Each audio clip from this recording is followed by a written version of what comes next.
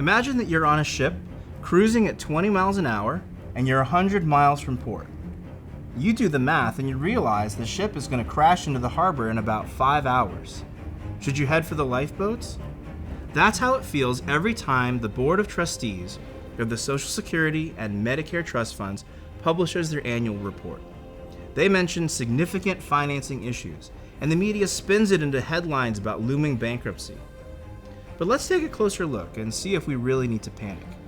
If you're new here, I'm Frank Heise with Acadium Financial Partners, and this is Acadium On Air.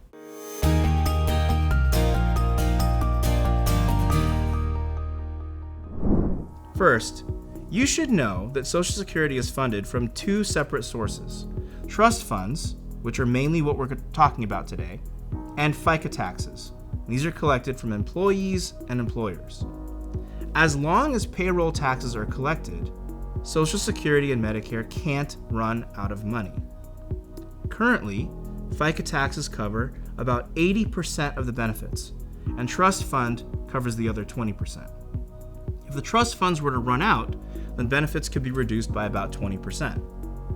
The latest report says that the Old Age and Survivors Insurance Trust Fund can pay 100% of benefits until 2033. After that, it can cover about 79%. The Disability Insurance Trust Fund can pay 100% of benefits through at least 2098. So combining the both funds, OASDI, shows that 100% of benefits can be paid until 2035, and then 83% afterwards. So it's not the end of the world, but a 20% reduction in benefits would be a big deal for many people, especially those who rely heavily on Social Security. The concern about trust funds depleting is relatively recent, spiking after the 2009 financial crisis. Over the years, Congress has proposed various solutions, usually falling into two camps: Democrats increasing revenue and Republicans reducing expenditures. Here are some ideas to raise revenue. Raise the payroll tax rate. A slight increase could extend the trust fund solvency. We could lift the payroll tax cap, because currently taxes are only collected on incomes up to a certain limit, and increasing this cap would mean that higher earners have to contribute more. And here are some ideas to reduce expenditures. We could increase the full retirement age, reflecting longer life expectancies. By raising the retirement age could reduce the benefit years, and we could modify the cost of living adjustment. Changing how inflation adjustments are calculated could slow benefit growth.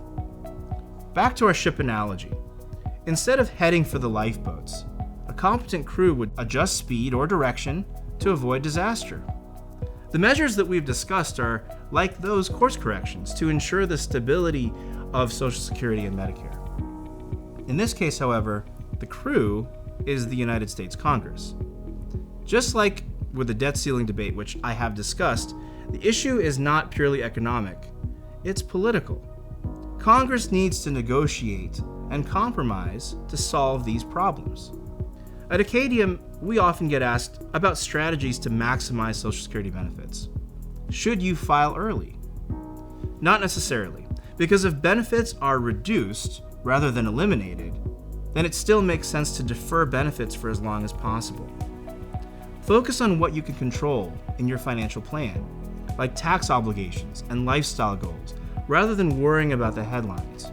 Prioritize not running out of money while living the lifestyle that you want. If you learned something today, please share this video. If you want to see more, please subscribe. Reach out to us if you want to talk about Social Security or how it affects your financial future.